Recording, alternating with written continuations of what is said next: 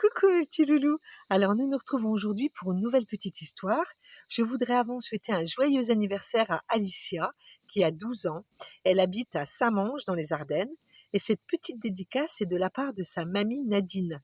Alors ma chérie, je me joins à ta mamie pour te souhaiter un joyeux anniversaire et te faire plein de bisous. Aujourd'hui les enfants, je vais vous raconter l'histoire de Barbabel.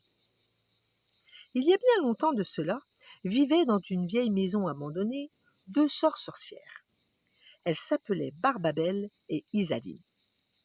Barbabel était vieille et laide, et elle avait des poils sur le nez. Surtout, elle était très méchante. Alors que sa jeune sœur était belle et très gentille. Barbabel passait son temps à faire peur aux gens et surtout aux enfants. Elle adorait ça.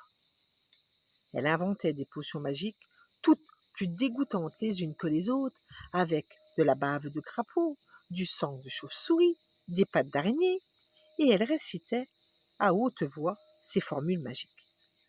Bram-bombé, un peu de poudre de perlimpinpin, et le tour est joué. Et dès que quelqu'un passait devant sa maison, elle le transformait en chouette ou en un énorme chat terrifiant. Un jour, Barbabel décida de confectionner une potion magique pour les enfants. Elle voulait que ces derniers ne disent que des gros mots pour se faire punir par leurs parents. Isaline n'était pas du tout d'accord avec ça, et elle en avait assez de la méchanceté de sa sœur. Mais elle ne savait pas comment faire pour l'arrêter. Et surtout, elle ne voulait pas que les enfants se fassent punir à cause d'elle. Elle profita que ce soit l'anniversaire de Barbabel pour lui dire « Ma très chère sœur, une idée merveilleuse m'est venue cette nuit pour ton anniversaire. »« Ah oui, lui répondit cette dernière très intéressée, et je peux savoir ce que c'est ? » ?»« Non, c'est une surprise, mais cet anniversaire sera le plus beau que tu n'aies jamais eu. Suis-moi, nous allons nous y rendre tout de suite. » Elles enfourchèrent alors leurs balais et partirent toutes joyeuses.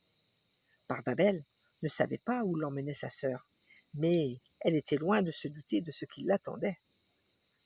Arrivées sur place, les 2 sorcières posèrent leurs balais magiques et Barbabel suivit sa jeune sœur sans se méfier. Tout était silencieux. Il faisait nuit noire. Isaline s'arrêta devant une grange et dit à Barbabel « Ton cadeau t'attend à l'intérieur. » Alors la méchante sorcière se précipita pour y entrer. Une fois entrée dans la grange, Barbabel entendit un bourdonnement assourdissant qui venait du plafond.